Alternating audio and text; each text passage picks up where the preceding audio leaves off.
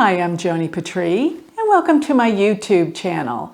Well, today I want to talk about the transit of Rahu and Ketu, when they're going to shift signs into Taurus and Scorpio, out of Gemini and Sagittarius. We have been waiting for this because every 18.5 years that we have had Rahu in Gemini and Ketu in Sagittarius, and when they go into those most destructive nakshatras, which when Rahu goes into Ardra or Ketu goes into Sagittarius and Mula, that is the most destructive time on the planet. We have been over and over all of the horrible things that this has brought on, and one being this coronavirus.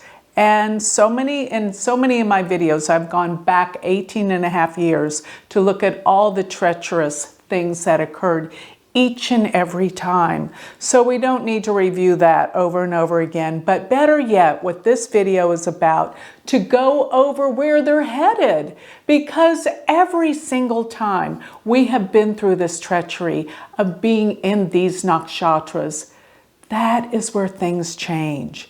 That is where we find the transformation and the healing begins. When we have Rahu particularly leaving Ardra, which actually Rahu has left Ardra on April 22nd, 2020. But it's not complete till we get Ketu out of the nakshatra Mula, which is the most destructive nakshatra of all. Why? Mula is there in the galactic center. And in the galactic center, there are more black holes than anywhere in the heavens from our vantage point. And black holes suck up energy into them, transform it, change, but it deals with death and destruction so many times. So the day that it will leave, Ketu will leave Mula, will be September 19th of 2021. It's one of the reasons why I keep saying, wait till September, we're going to see a change. Now remember, the day that we move into these new nakshatras, the sky doesn't fall on that day. This is just moving into a new nakshatra, which slowly but surely the trends will begin to change. So don't expect the sky to fall on that day. It never does. But you're going to feel different. You'll start to feel the trends changing. And every time that I have seen, well, not every time, but I'm going back historically and looking, well, actually, I do believe every time there's been a catastrophic event, there's been a healing afterwards. Always. And it's when these nakshatras change. So here is that we went back after 9/11. Remember how everyone band together in New York and our country came together to heal? Then again, when you go back 18.5 years ago, 1982, it wasn't so much with the AIDS virus because still people didn't know what this was all about, and there was rampant fear. So that one took a lot longer. It wasn't just like the revelation occurred at that time when they moved into Taurus and Scorpio at that point. But after the assassination of Kennedy, there was a big healing of the country coming together. It was so sad. Then again, going back to the bombing of Hiroshima, it was the end of World War II. There was a healing when Rahu and Ketu shifted back into Taurus and Scorpio. So going back even further than that, I wanted to show you a couple of charts that give us great hope for when Rahu went into Taurus and Ketu went into Scorpio. Because this change of the signs really does change everything for all of us. Realize that if you're looking at your birth chart, they change houses. Because I use the whole sign houses. It really does work. So, and regardless, if you think, oh, about the longitude, latitude, it still is a great determinant. I have seen things really, really change. Now, some of you might be asking if I use the true node or the mean node. The true node is actually where it is, but Rahu and Ketu really have a very erratic motion.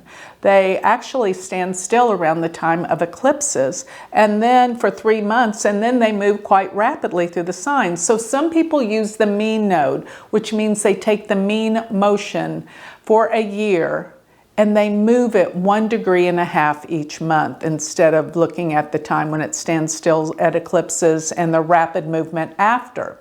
But regardless, you know what I believe, and I have tested this out, they both work. They both work. So one way or another, when we have them using the true node, September 19th kind of marks September is a turning point.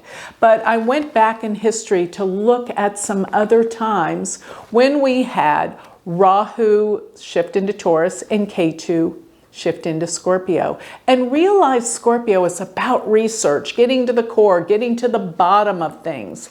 And actually, even when you look at the nakshatras, they're very telling and meaningful, because right now, as we speak, we have Rahu in the nakshatra Mrigashira, which deals with searching, finding answers.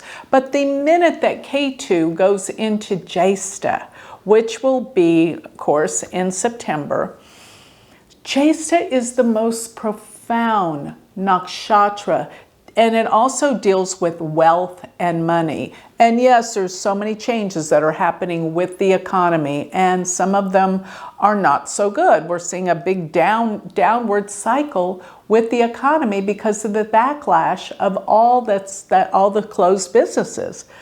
But I can reassure you that I believe by the springtime of 2021, the economy will be booming again. So we'll talk about that in another video. But for right now, getting back to 2 major events, well, really many major events that occurred right after Rahu being in Gemini and Ketu being in Sagittarius. One was the discovery of the smallpox vaccine. That's when Rahu was in Taurus and Ketu was in Scorpio.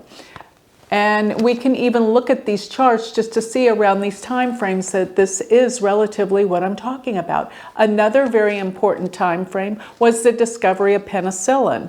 Now, like it or not, these events cured and helped a lot of people. And, you know, there's 2 sides to every story, but these were things that were invented. I know they've had different, backlashes and things like that, but they were invented to help people. Let's get real. Let's not be so controversial with what we believe. We're believing that there's people out there trying to create cures or vaccines or remedies, something to help heal us and heal this dilemma. And the other thing is, even after the bombing of Hiroshima, realized that Rahu went into Taurus and Ketu went into Scorpio, and there was the end of World War II. This was powerful. And so generally, there is this healing and coming together when Rahu goes into Taurus and Ketu goes into Scorpio. This is healing. And I get that Jupiter will be in a magnificent position around the time of next spring. It will be actually aspecting Rahu, and then it will go into Aquarius. There's a lot of positive things to look forward to. So I do not want people to be going out there and saying that this coronavirus is going to last forever. Many people are going to die and all of that business, because it's not true. We're going to overcome this, and we're going to come out of this better than before. So with that, I'd like to close.